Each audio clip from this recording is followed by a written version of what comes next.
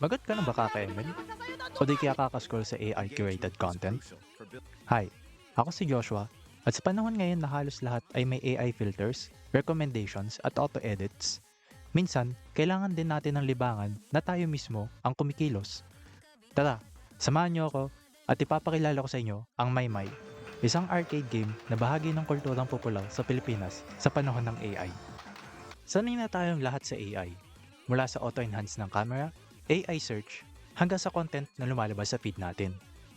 Pero hindi lahat ng kultura ay umiikot sa AI. Yung iba, buhay pa rin dahil sa totoong tao. Ito ang Maymay, isang rhythm game ng Sega na sobrang sikat sa Pilipinas. Walang AI assist, walang auto-timing, pure rhythm, precision, at movement. Kaya buhay na buhay ang human skill sa kabila ng AI era. Pag nagre-record ako, simple lang. Tripod, natural arcade lighting, at minsan, stickers lang ng location o kanta.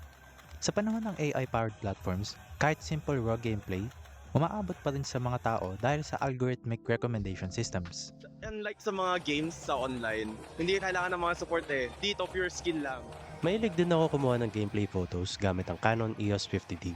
Sa panahon ng AI photo tools, like autocorrection at noise reduction, kaya kong ayusin ang mga shots ko, pero ako pa rin na nagde-decide ng framing, timing, at kulay.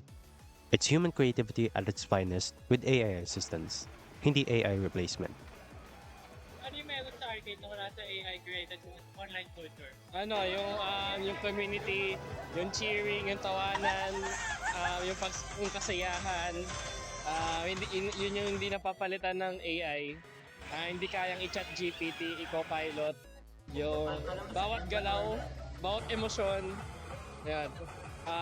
Hindi algorithm, walang purong makatao lang. Ito ang halaga ng kulturang popular sa Pilipinas sa panahon ng AI.